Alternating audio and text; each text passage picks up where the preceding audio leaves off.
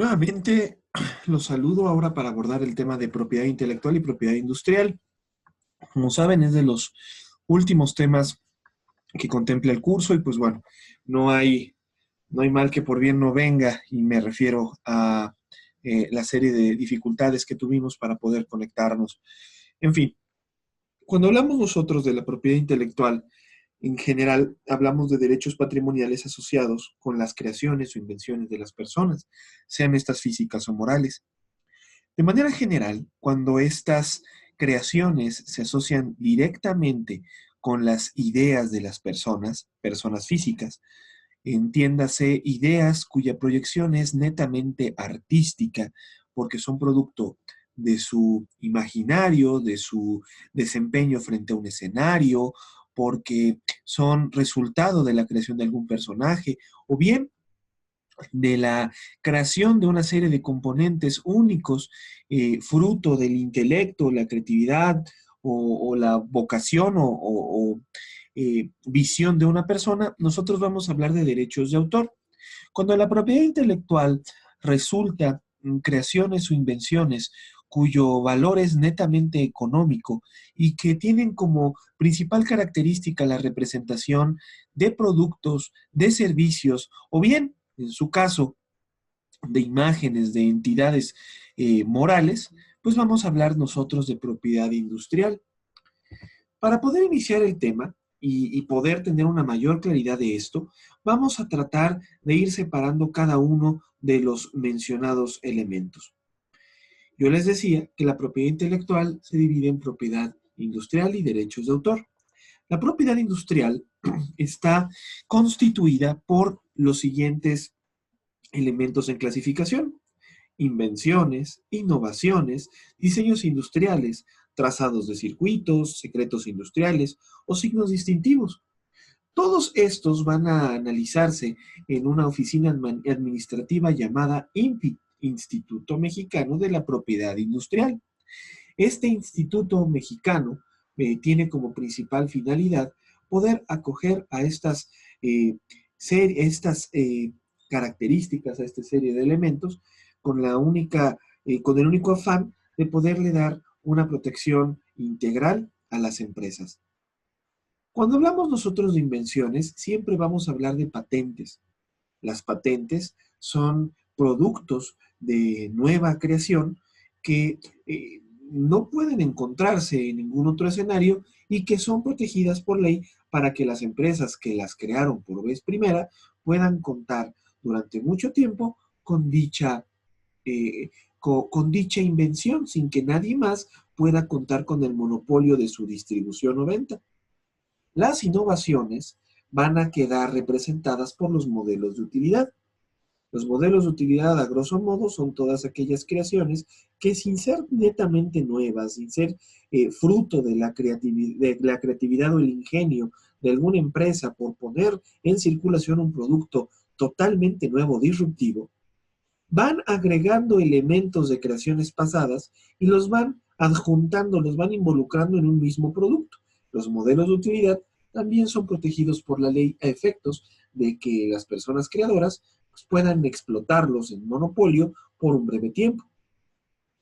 Los diseños industriales quedan representados tanto por los modelos industriales como los dibujos industriales. Ustedes, de manera inconfundible, podrían detectar o identificar a un Porsche, seguramente a un vehículo Jeep. Todo esto también está plasmado en los planos, en las fichas de diseño, que fueron protegidas por ley ante el INPI para que nadie más pudiera imitar dichos diseños y así aprovecharse eventualmente de la imagen de un producto, de la imagen de un vehículo.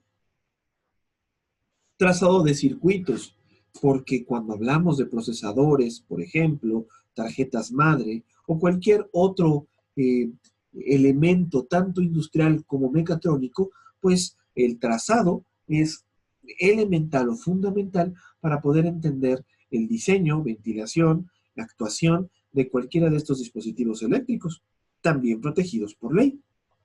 Los secretos industriales. ¿Qué sería de Coca-Cola sin el secreto sobre la famadísima fórmula con la que hacen el refresco? Hay algunos que dicen que la marca de Coca-Cola vale más que el secreto industrial de su fórmula con la que hacen refrescos, pero eso es parte del imaginario y el mito. Signos distintivos. Los signos distintivos también avalan todas las creaciones que representan, identifican a las empresas, a las organizaciones y que les permiten también lucrar, porque efectivamente, con las patentes, los modelos de utilidad, los modelos industriales, los dibujos industriales, los circuitos, los secretos, se puede generar una ganancia adicional, pero también con la imagen vendes y también tiene un valor. ¿Qué sería de Apple eh, eliminando dentro de su gama a la famosísima manzanita? ¿O qué sería, por ejemplo, de Coca-Cola eliminando eh, eventualmente o por un tiempo corto la tipografía tan representativa? ¿O de Disney también eliminando quizá las siluetas del propio Mickey Mouse? En signos distintivos ustedes van a encontrar marcas, avisos comerciales, nombres comerciales y denominaciones de origen. Vamos a empezar. ¿Qué es una patente? Siguiendo la lógica de otros trabajos, voy a compartirles que las patentes son certificaciones otorgadas por el gobierno a las personas físicas o morales, las cuales, o esta certificación, sirve para garantizar que dicha invención, pues, pueda prevalecer en el mercado por un plazo improrrogable de 20 años a partir de la presentación de dicha invención. Esto lo vemos especialmente en temas de medicamentos. Cuando algún nuevo laboratorio implementa un nuevo medicamento, este medicamento goza de la presencia en el mercado de unos 20 años sin que ninguna otra empresa pueda producirlo, explotarlo o venderlo. Es una protección sobre creaciones totalmente nuevas, evidentemente. Situaciones disruptivas, algo que no encontraban en el mercado de forma previa. ¿Qué tipo de beneficios puede tener el inventor de una patente? Hablaban, por ejemplo, de Elon Musk, alguien que ha ido liberando sistemáticamente las patentes para que otras personas puedan aprovecharlas y repetirlas o al menos tratar de reinterpretarlas para poderlas poner en el mercado a precios accesibles. Cuando hablamos nosotros de los beneficios que tienen los inventores, pues hablamos de algunos, el cual, eh, el primero, por ejemplo, se pronuncia a favor de la seguridad, la garantía, la protección que tiene el inventor frente a la creación hecha. Esto permite que pueda seguir invirtiendo en su creatividad durante el tiempo en que dicha patente está vigente y así poder hacerse de recursos para seguir dirigiendo sus esfuerzos a nuevas creaciones. Estos 20 años improrrogables son a partir del momento en que se crea y se pone al mercado, evidentemente la protección desde ahí inicia, hasta el momento en el que se finiquitan o se cierran esas 2 décadas. ¿Qué sería de la vida sin aspirina, sin el ibuprofeno, sin el paracetamol, que tantos médicos de reformas reiteradas recetan a sus pacientes quejosos? Otra característica u otro beneficio que obtienen los inventores de las patentes, bueno, pues es que si tienen finalmente éxito comercial o industrial, pues el inventor puede seguirse beneficiando de las licencias de explotación que éste decida otorgar a terceras personas. Puede que yo tenga la fórmula de la aspirina, pero no tengo la suficiente infraestructura para poderla poner en el mercado. Pero puedo dar una licencia de explotación a un tercero para que éste la pueda desarrollar en sus instalaciones y pagarme las regalías correspondientes a dicha licencia. Si, ya que sin la patente otorgada, la actividad creativa pues sería poco remunerada. Hay que reconocer que si uno tiene la capacidad de otorgar permisos o licencias para que otros repitan o reformulen la idea que uno trae, bueno, pues esto va a seguir estimulando que los inventores generen valor. ¿Qué tipo de cosas pueden ser patentadas? Bueno, la ley de propiedad industrial establece que pueden ser patentables todas aquellas invenciones que sean nuevas. Alguna vez leyendo a Thomson, un gran analista de las operaciones estratégicas, me percataba de que no hay cosas nuevas realmente, todo es fruto de una necesidad preexistente. Pero haciendo esa crítica, Gary Beckwith, otro gran escritor, afirmaba de que pese a las necesidades no son nuevas, o que las necesidades no son nuevas, las maneras en atacar a dichas necesidades, por ejemplo, la necesidad de comunicarse, comer, la necesidad de descansar, o la necesidad incluso de tener vínculo con otras personas, pese a que esas necesidades han existido desde el origen de los tiempos, la manera en atender dichas necesidades puede ser totalmente disruptiva. Por ejemplo, imagínense que en lugar de celulares tuviéramos dispositivos extracraneales, en donde podamos conectar por unos instantes un diodo o algún tipo de chip y podemos comunicarnos a placer de forma o telepática o a resonancia con algún dispositivo ajeno, es decir, que ya no tengamos ni siquiera que sostener un teléfono con la oreja y podamos hacerlo pues como si fuera cualquier otro apéndice de nuestro cuerpo, marcando o dando instrucciones al cerebro para que haga mensajes, reproduzca videos o cualquier otra cosa que nosotros queramos. Eso es una manera de atacar una necesidad del ser humano, comunicarse y entretenerse, ¿no creen? ¿Qué no es patentable? Bueno, los procesos que son esencialmente biológicos no son patentables.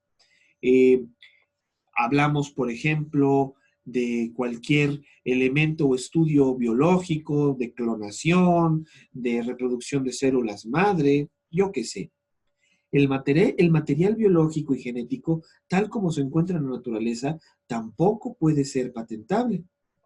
Las razas animales o las razas de plantas, bueno, las plantas no tienen razas, pero los tipos de planta tampoco son patentables. Eso lo establece la Ley Federal de Propiedad Industrial. Tampoco es patentable alguna parte del cuerpo humano o el cuerpo humano o las partes vivas que lo compongan. Si alguien quisiera, por ejemplo, patentar las células madre, pues se encontraría con una gran restricción. Las células madre no son patentables. Las variedades vegetales que ya platicábamos, o los principios teóricos o científicos. Alguien que quiera o se le ocurra patentar la ley de Newton, imposible. Tampoco es patentable ningún descubrimiento que consista en dar a conocer o revelar algo que ya existía en la naturaleza, es decir, alguien que quiera, pues no sé, tratar de patentar la evaporación o el congelamiento del agua, aun cuando anteriormente fuese desconocido para el hombre. Es decir, actos que la naturaleza ya preveía dentro de su grandísima riqueza o inteligencia y nosotros por algún tema, pues la acabamos de revelar y deseamos patentarlo. Por ejemplo, la fusión térmica que hay dentro de los volcanes. El ser humano no conoce aún las características de dichas fusiones y si algún científico quisiera patentarlo, se topará con la restricción de que es algo que eventualmente existe en la naturaleza y que no puede ser protegido para el beneficio particular de un solo inventor. Tampoco pueden ser protegidos en patente los esquemas, planes, reglas, métodos para poder realizar actos mentales, juegos o negocios y métodos matemáticos. Así que aguas el que quiera patentar el plano cartesiano o cualquier otra fórmula para ganar al blackjack en Las Vegas. No se pueden patentar tampoco las formas de presentación de información. Aquel que tenga un banco de diapositivas de PowerPoint o aquel que haya desarrollado en Canva, pues prácticamente la panacea para hacer presentaciones magistrales, tampoco puede patentar. Aquellos que hayan creado de forma lírica, virtuosa, cualquier obra de arte, bueno, tampoco pueden patentarla. Para esos efectos encontramos la ley de derechos de autor.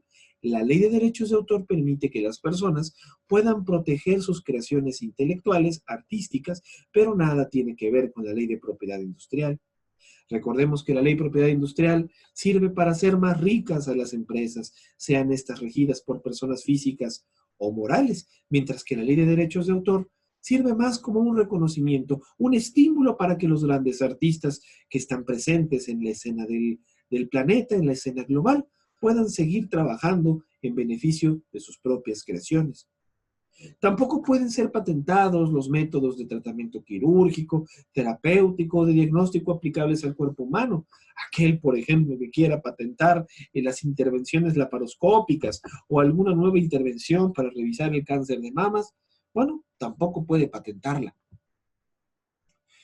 Además, y de manera un tanto redundante, porque nosotros no dejamos de tocar las restricciones establecidas en la Ley Federal de la Propiedad Industrial, tampoco puede patentarse la yuxtaposición, es decir, el encimamiento, si ustedes quisieran saberlo de otras palabras, de invenciones conocidas o mezcladas de productos que ya existen en el mercado, su variación de uso, de forma, de dimensiones o de materiales, es decir, algo que ya existe en el mercado, le encima otra cosa que ya existe en el mercado y pretendo que eso sea patentable. Eso no puede ser patentable si acaso al estar juntando una serie de virtudes de productos diferentes en uno solo, al reunir los beneficios de uno, dos, tres productos en un solo producto, no estaré frente a una patente, quizá esté frente a un modelo de utilidad, pero jamás una patente.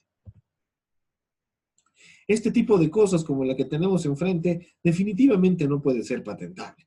Aquí, como se los comparto, tenemos la yuxtaposición, el encimamiento de una serie de productos que tratan de resolver en uno mismo varias necesidades de forma simultánea. Lo cierto es que no hay una creación nueva. Simple y llanamente se están tratando de reunir muchas cosas en un mismo lugar.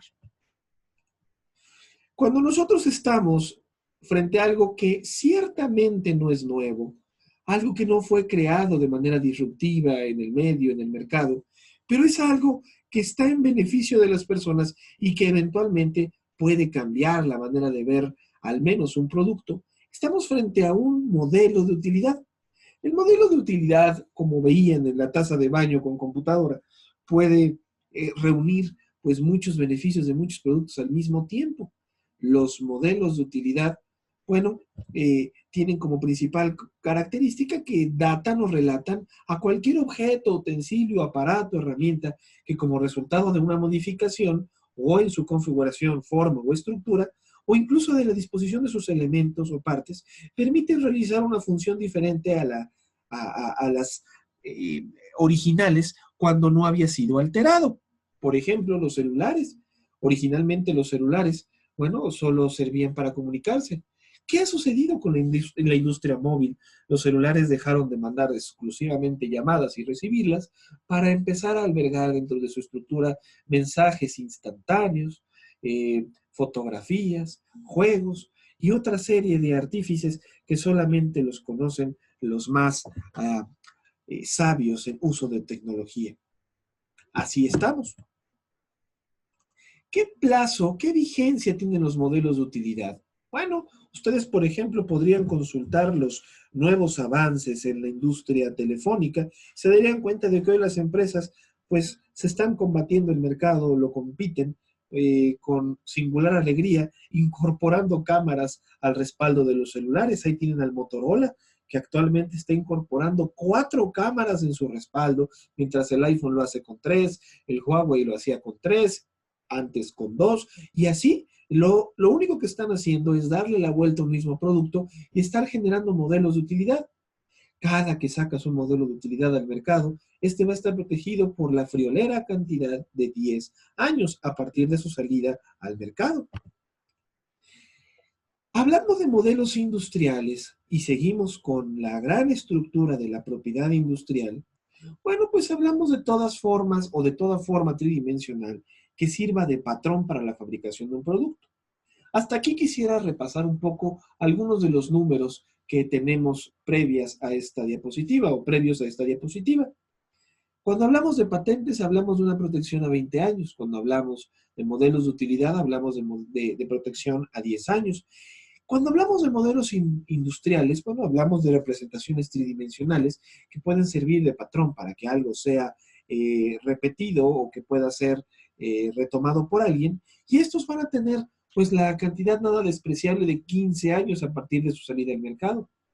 ¿Quién podría negar que el New Beetle o un Porsche Cayenne o un Audi o incluso cualquier Jeep o la botella de una Coca-Cola, pues no siguen pasos muy específicos, hablando tridimensionalmente, sobre el diseño industrial con el que fueron constituidos? Nadie más puede utilizar los mismos trazos, los mismos diseños, si estos están protegidos por ley, a menos de que se dé una licencia de explotación. Nuevamente les repito, los diseños industriales tienen una protección de 15 años a partir de la fecha de su solicitud. Si continuamos un poco más adelante, vamos a encontrar la muy generosa, abundante línea de las marcas, de los signos distintivos. Sí, el mundo está hecho de marcas y casi siempre nos comentan que nosotros tenemos que constituir o construir nuestra marca. ¿Ustedes qué opinan? Las marcas pueden estar representadas por un término, un símbolo, logotipos, diseños, signos o cualquier combinación de estos. Por ejemplo, nosotros tenemos algunas que son isotípicas, algunas que son nominales, pero en general todas las marcas representan algo importante para la sociedad. Frente a nosotros tenemos a Nike, representado con una palomita muy extravagante, algunos dicen que es una pipa. Cambridge, que no solamente representa el nombre de la afamadísima institución, sino también de algunos instrumentos de evaluación de lengua extranjera. Ahí, con las letras, basta para poder identificar la marca.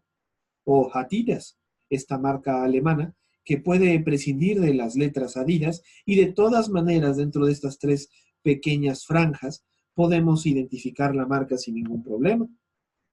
Para efecto del registro de marcas deben distinguirse tipos y clasificación de marcas. Hay muchos tipos de marcas y estas marcas van a determinar tanto el costo de su registro como eventualmente las clases de los productos a los cuales pueden proteger. Efectivamente, tenemos una lista de acuerdo a la Ley de Propiedad Industrial donde ustedes pueden suscribir su marca dependiendo el tipo de producto o el tipo de servicio, la clase, a efectos de que nadie más en esa clase o en ese servicio puedan reproducir una marca semejante con el mismo nombre o con las mismas imágenes o con imágenes o nombres similares. Las primeras marcas, como les decía, son las marcas nominativas, marcas que utilizan letras, marcas que utilizan palabras y que las identificamos pues prácticamente a bote pronto. Yo les comentaba también, Cambridge. Cambridge no necesita de una imagen, así la tenemos. ¿Qué otras conectan ustedes con nominativas? Osho, estas pijamas o esta tienda de pijamas tan famosa en Angelópolis o en algunas otras entidades del país. Sara, que también es totalmente nominativa. Yo no le conozco una imagen a Sara. ¿Cuáles más ustedes identifican? Marcas innominadas, aquellas que, como su nombre lo dice, no requieren letras. Y basta con un símbolo, una imagen, para que nosotros conectemos absolutamente con ellas. Nuevamente el ejercicio. Tenemos tres frente a nosotros. Adidas, con estas tres franjitas. Nike, enfrente de nosotros, con su color naranja y blanco, aunque la palomita es la que definitivamente nos conecta. Y finalmente AMD, que tiene ese logo verde. ¿Qué es AMD, profesor? Bueno, son procesadores que tradicionalmente le han hecho competencia a Intel, a Pentium. Marcas mixtas, aquellas marcas que incorporan en su imagen, además de logotipos, letras. Estas, pues como Sony, JBL, McAfee, etcétera, incorporan pequeñas imágenes con las que nosotros no podemos distraernos. Son simple y llanamente identitarias, son muy familiares a cada uno de nosotros. Marcas tridimensionales. Las marcas tridimensionales corresponden a la forma de los productos o sus empaques. Tenemos, por ejemplo, que los perfumes de Coco Chanel o quizá los Versaces, no lo sé, algunos relojes incluso, bueno, utilizan marcas tridimensionales, es decir, tipos de envases, tipos de imágenes que resaltan y que nos identifican inmediatamente con ellos. Una marca tridimensional, sin duda, sería la propia botella de Coca-Cola. Donde la veamos, sabemos que esa botella es de una Coca-Cola. Donde veamos algún perfume o algún reloj de determinadas características, vamos a saber que estamos frente a dicho producto. Y bueno, las marcas colectivas, estas marcas colectivas son generadas o creadas por muchas personas y que tienen la principal finalidad de darle identidad a productos que de otra manera no podrían ser identificados. Por ejemplo, hablamos de los aguacates de Michoacán. Imagínense a todos los campesinos deseosos de que el mundo sepa que el aguacate Hass producido en Michoacán es un aguacate diferente, especial. La gente en supermercados europeos y estadounidenses busca el aguacate michoacano, pero realmente no podrían protegerlo por denominación de origen, porque el aguacate Hass, por ejemplo, se da en ciertas partes de África y sobre todo se da en Israel. Sabe diferente, es diferente, tiene características diferentes. ¿Cómo podrían hacerle esos campesinos para poder decirle al mundo, nosotros hacemos aguacates de altísima calidad? Bueno, podríamos decir que ellos, en su organización, pueden conjuntarse y tener o compartir una marca colectiva. Esta marca colectiva es asistida, pagada, cubierta por todos esos campesinos y tienen pues como única obligación responder frente a la marca y saber que esa marca los va a identificar como grupo, como región, como pueblo. ¿Cuál es el plazo de vigencia de las marcas, los avisos comerciales, nombres comerciales? Bueno, son 10 años contados a partir de la fecha de la solicitud correspondiente. Más adelante, en sus estudios de posgrado, sabrán que los avisos comerciales y nombres comerciales también asisten a favor de las personas que tienen algún negocio para poderle dar mayor proyección o poder identificar sus empresas. Sabemos, por ejemplo, que todas estas están cubiertas por una década. Cerrando este tema de propiedad industrial, abrimos la puerta a los derechos de autor. ¿Qué tipo de derechos de autor existen en la Ley Federal de Derechos de Autor? Obras literarias, programas de radio, obras musicales, obras plásticas, obras dramáticas y de danza, arquitectura, obras gráficas, obras cinematográficas, audiovisuales y de televisión, programas y sistemas de cómputo, videogramas, fonogramas y libros, además de compilaciones. Todo lo que está en la Ley Federal de Derechos de Autor, bueno, va a asumirse que no nace para lucrar, no nace para hacer rico a alguien, nace como una expresión de la belleza, de la estética, de la sensibilidad de las personas. Por ende, no se va a considerar para efectos industriales o corporativos a una pintura como una marca o a un concepto, un poema como un aviso comercial. Se va a considerar una obra artística y la persona que lo creó siempre va a tener el derecho moral de que le reconozcan haber creado la obra, aun cuando el derecho de explotación, el derecho patrimonial de haberlo creado, pueda cederlo o venderlo a otra persona. Lo primero, pues, son todas las obras literarias y programas de radio. Tenemos a Carlos Fuentes frente a nosotros, o a una estación muy famosa en Ciudad de México, la 92.1, Universal Stereo. Obras musicales con o sin letra, obras plásticas, pintura, escultura. Eviten el censurado, yo solo lo hago a efectos de que se rían.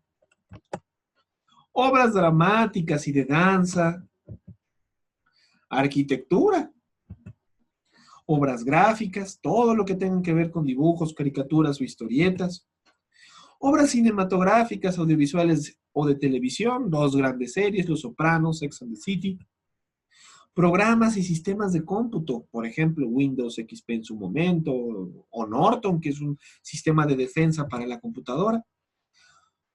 Pero una buena pregunta será, ¿y los programas, softwares, todo aquello que creo para la computadora, se patenta? La respuesta es no. Las patentes, como les dije, son consideradas en la ley de derechos, perdón, en la ley de propiedad industrial. Al ser los programas, softwares, etcétera, creaciones intelectuales, algunas de ellas francamente hasta poéticas en su programación, se van a cubrir, se van a conservar, proteger por la Ley Federal de Derechos de Autor y no por la Ley de Propiedad Industrial. Así que si ustedes quieren proteger algún software, alguna aplicación, alguna app para celular, sepan que primero tienen que llevar pues todo el código HTML, Java, C++, el que hayan utilizado para programar, lo tienen que llevar directamente al INDAUTOR, que es el Instituto Nacional de Derechos de Autor y que, bueno, pertenece a la SEP. Ciertamente en otros países con los que México tiene acuerdo, bueno, es posible la protección mediante el otorgamiento de patentes de invención. Tal es el caso de la famosa patente de One Click de la empresa Amazon. Pero esto sucede en otros países, no en el nuestro. También tenemos protegido o amparado por la Ley Federal de Derechos de Autor videogramas, fonogramas, libros. compilaciones, por ejemplo, las antiguas enciclopedias británicas o las compilaciones que utilizamos muchos abogados para poder litigar. Estas son famosas. ¿Cuál es el plazo de protección de los derechos de autor? Bueno, los derechos patrimoniales estarán vigentes durante la vida del autor, es decir, si yo vivo 80 años y cuando cumplí 15 años de vida, creé esa obra increíble, bueno, voy a tener los restantes años antes de morir protección patrimonial. ¿Y qué es la protección o el derecho patrimonial? El derecho que tengo de ganarme una lana por la explotación de eso que creé, de eso que la gente ve en el museo, o que prende en la tele, o que escucha, que ve, que reproduce. Una vez que muera el creador, su familia tendrá la oportunidad de hacerse de las regalías, de los derechos de explotación, de uso, etcétera, hasta por 100 años. Así que imaginen a Roberto Gómez Bolaños, ya fallecido, el famosísimo Chavo del Ocho, o al propio Juan Gabriel, pues las regalías que su familia por 100 años se van a embolsar. ¿Cuál es el plazo de vigencia del derecho de autor?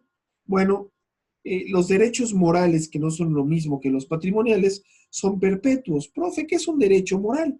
El derecho moral es solamente el derecho que tienes de ser reconocido por haber creado la obra, aun cuando el derecho a cobrar por lo que hiciste puedas vendérselo o de cedérselo a alguien más. ¿Por qué? Porque te convenía. Estos derechos morales o el derecho moral, que es el único y exclusivo derecho a que te reconozcan, sin importar que tú ya hayas vendido los derechos de cobrar regalías, son inalienables, imprescriptibles e irrenunciables, bueno, y también inembargables. ¿Por qué? Pues porque no te generan dinero, es el derecho moral de que te reconozcan. Existen distintos tipos de derechos de autor. Por ejemplo, tenemos la reserva de derechos sobre títulos o publicaciones, nombres, características de personajes, nombres o denominaciones de personas, nombres y características de operación de promociones publicitarias.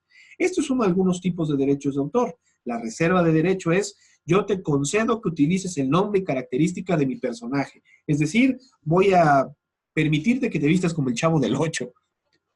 Otra reserva de derecho es: voy a permitirte que utilices la palabra Starbucks con sus características y sus formas, que no es la marca. Voy a permitirte que la uses, mi diseño artístico de Starbucks o la sirenita. Voy a permitirte que lo uses en tu negocio.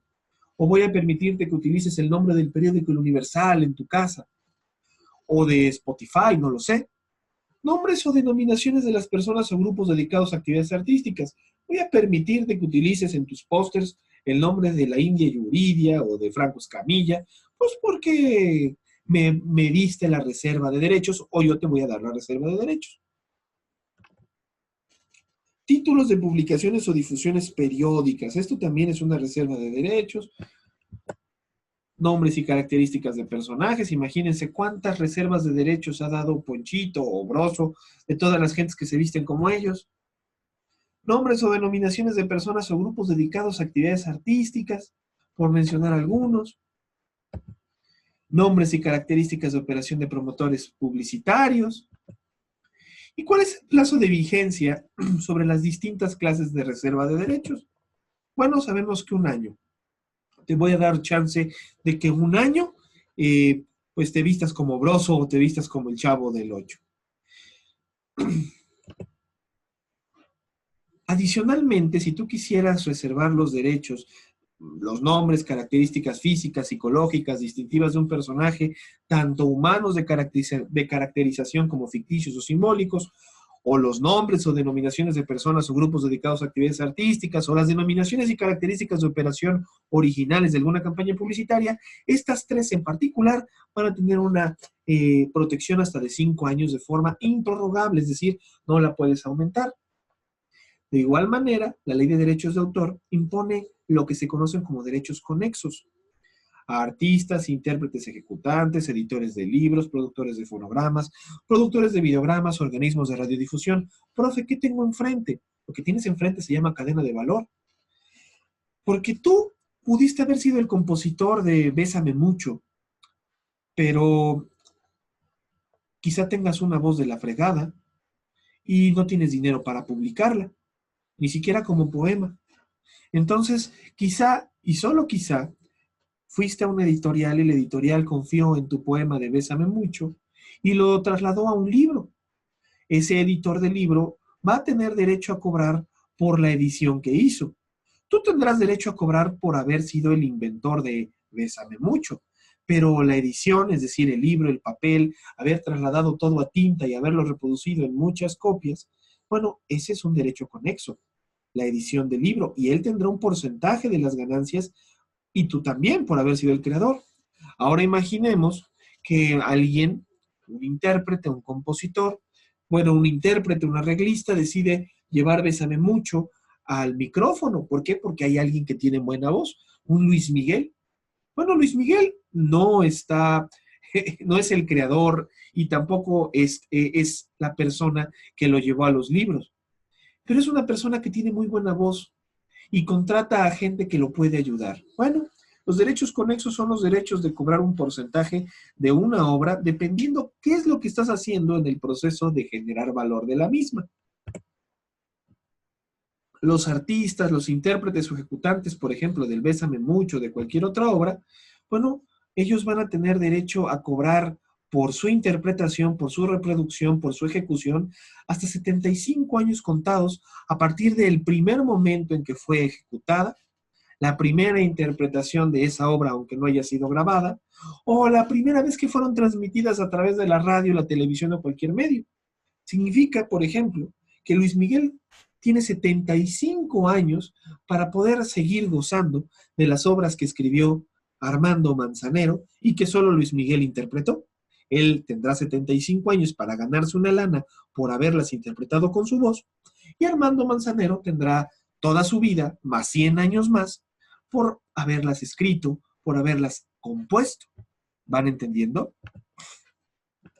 Los productores de fonogramas, las disqueras, también tienen derecho a cobrar un porcentaje de la obra que están poniendo en el mercado, invariablemente. Ellos van a tener 75 años contados a partir de la primera vez que fue puesto el sonido, es decir, la obra, en un disco, en un MP3 o en Spotify. Los productores de videogramas, por ejemplo, Netflix, HBO, Amazon Prime o Televisa o TV Azteca, todos ellos también tienen derecho a cobrar un porcentaje de una obra desde el primer momento en que la televisaron o la pusieron en un medio digital. Ellos tienen menos tiempo para poder cobrar ese porcentaje. En total, tienen 50 años. Así que algunas obras interesantes que ustedes ubican en Netflix o en Fox o en HBO, por ejemplo, Chernobyl en HBO, pues HBO tendrá el derecho a cobrar el porcentaje determinado hasta 50 años a partir del primer momento en el que fue puesto en línea. Organismos de radiodifusión, porque el que te ponga una estación de radio, si eres un cantante joven o un compositor joven, también es muy, muy bueno. Ellos te ayudan a ser público, a promoverte. Ellos también van a tener 50 años a partir del primer momento en el que transmitieron esa rola tuya y con la que se han estado beneficiando para que la clientela, para que el auditorio, pues pueda escucharlos y favorecerlos sintonizando su estación. Ellos ganan poniendo tu rola y que la gente los escuche y les encante, y tú ganas por ser promovido con ellos. Ellos tienen 50 años para seguir cobrando de esa rola por el solo hecho de haberla transmitido. Y bueno, yo les sugería que dieran 5 ejemplos de fonogramas que ya no se encuentran protegidos, o 5 ejemplos de inventos que hayan perdido su patente, o 5 ejemplos de modelos de utilidad que hayan perdido su derecho exclusivo de explotación. Digo, se los iba a pedir en semestre regular, pero me parece que no nos va a alcanzar el tiempo. Voy a pedírselos para el día del examen final. Por favor, esta actividad que sea individual a computadora en Arial 11 y bueno, pues, sírvanse a hacerlo con la mayor tranquilidad posible. Para el examen me la traen y con eso estaríamos respondiendo a la calificación integradora del proyecto final.